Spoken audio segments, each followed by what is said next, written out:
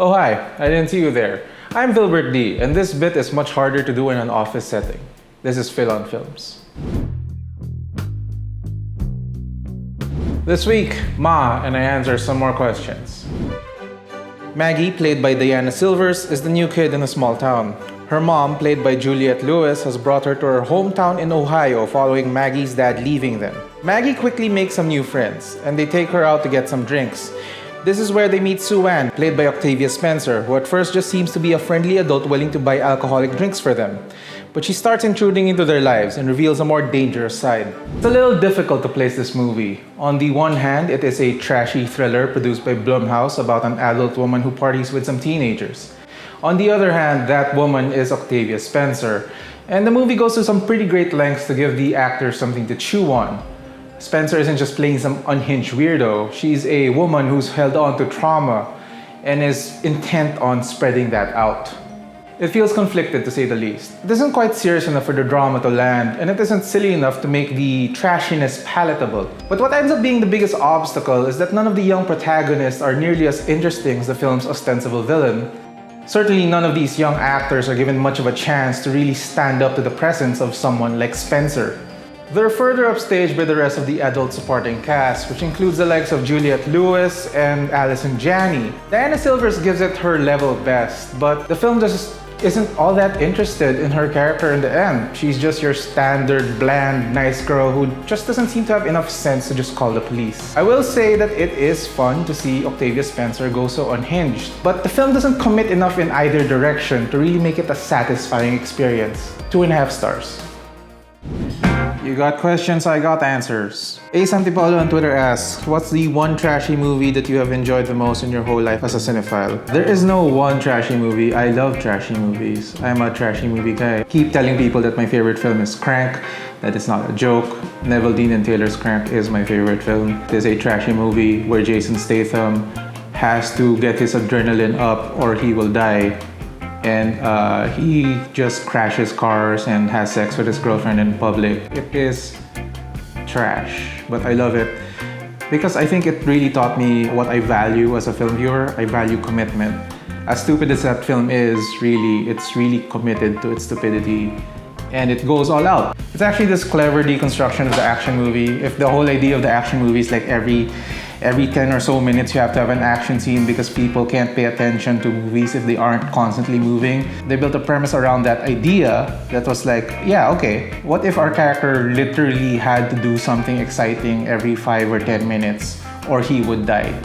I mean, that's really clever. I remember when I went to Rotterdam back in 2009 as part of the Young Critics program, there were some serious European and American critics who were saying, you know, someday, I think they might be studying Crank in film schools in the same way that like Die Hard, which wasn't taken very seriously when it first came out, is actually studied in film schools now for the way it constructs its ridiculous action movie stuff. I don't think they're studying Crank in film schools now, but like back then I was like, yeah, okay, these serious, much older film critics agree with me. Crank is a great movie. Also, I've already professed my love for Sean Sono. I already told you about Guilty of Romance, which is a 4-hour-long movie about a guy who trains to take upskirt photos. I mean, it's trash, but it's also wonderful and epic and strange.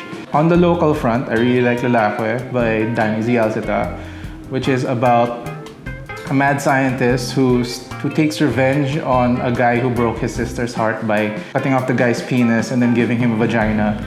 And then that guy, he has to, if he doesn't have sex with a man, the vagina is gonna close up and he won't be able to pee and then he's going to die.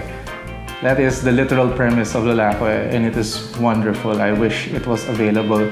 I wish a print of it survived so that ABS-CBN could restore it and we could all revel in Lalakwe. It's amazing. Favorite Emmanuel Lubezki director collaboration? Asks John on Twitter. I really like The Tree of Life, Terrence Malick. If you're talking about cinematography, I mean, it's really an amazing feat, that movie. I'm told Lubezki used one light for the entirety of the film. One light. So that's the real magic. It's a lot of natural light and just one artificial light. So, if you're looking for Lubezki at his best, you have to think of limitations. That's where you really see the skill of the filmmaker. So there, yeah, Tree of Life, it's great. I know a lot of people are bored by it. I want you, if you watch it, I want you to imagine those whispers you're hearing as prayers from the characters to God. Imagine the whole movie as being viewed through the perspective of God. Because that's how I came to really understand the film. Your view about Philippine film criticism in general. There isn't enough of it. I wish more publications were willing to pay people to write about movies. There still isn't a lot. There's Ogs Cruz, and there's Richard Bulisay, who isn't actually being paid right now to write about movies. There's Wango Galiaga. Aside from that, there isn't really a whole lot of other people being paid by mainstream outlets to... I mean, technically, I'm not being paid by a mainstream outlet right now. And I mean, this is my life. So yeah, it's not great, but yeah, there's healthy discourse and a lot of unhealthy discourse too. I mean, if you look at Twitter, there's fun stuff. There are like long threads breaking down movies, and some of it is great, some of it isn't great.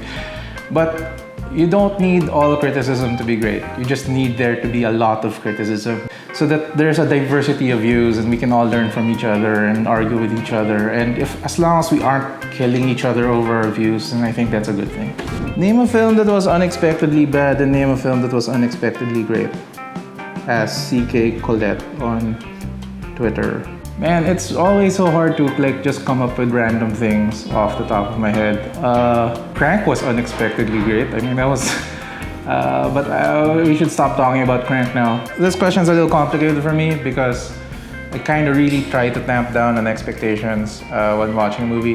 I guess it's kind of a cop-out to say that like I expect every movie to be great. I come into every cinema really hoping that every film I see is going to be good, which is like crazy. I know it's like the dumbest thing, but like I think it's the only way to survive as a film critic. Even if it's like a Duterte era pro-drug war film, you come in hoping, hey, maybe there's some insight in here that I never saw before. Every bad film to me is unexpectedly bad because I really do come in hoping that everything is good. John T. Cruz on Twitter asks, is there an upcoming local movie you've heard about that you can't wait to see? I've said before that like nobody tells me what's opening anymore, what they're working on anymore, because I don't know, maybe they don't like me. The thing, I am actually looking forward to Sigrid Bernardo's next film. It's called Unsane, has Christina Reyes and Zian Lim in it. And if you've seen the trailer, it looks really weird. It doesn't look like a film that's been made in the Philippines in a long time. It's a weird thriller. Christina Reyes has red hair. Zian Lim has gained a bunch of weight and has a beard. So that's intriguing. I'm looking forward to seeing that.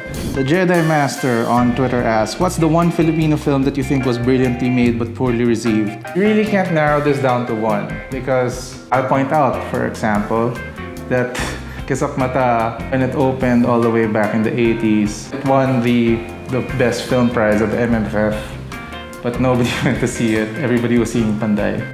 So, narrowing it down to one, no, we'll go with Kisak Mata.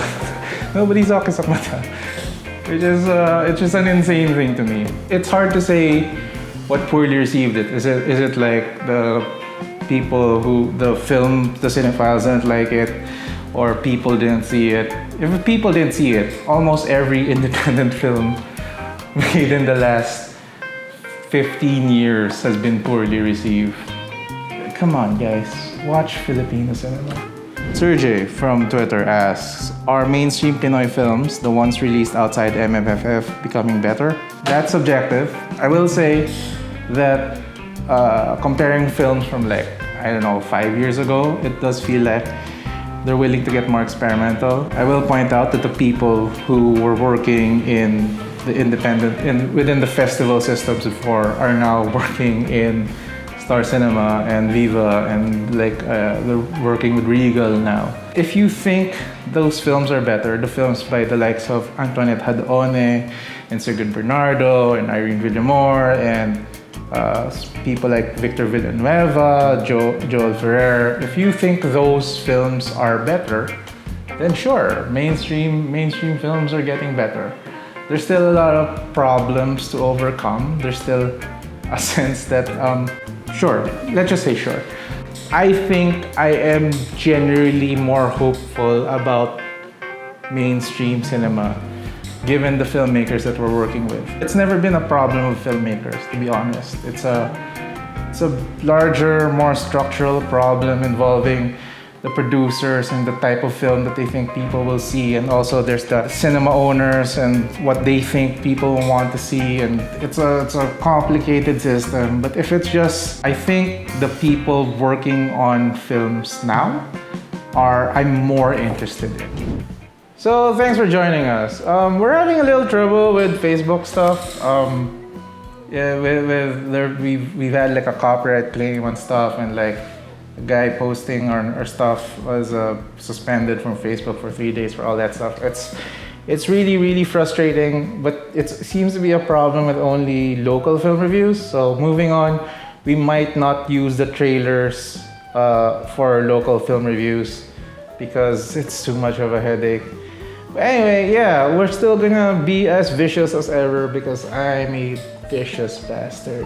So like and subscribe, leave a comment, ask your questions, and yeah, do all the internet things. Until next time, goodbye internet. Thank you, Amal Clooney.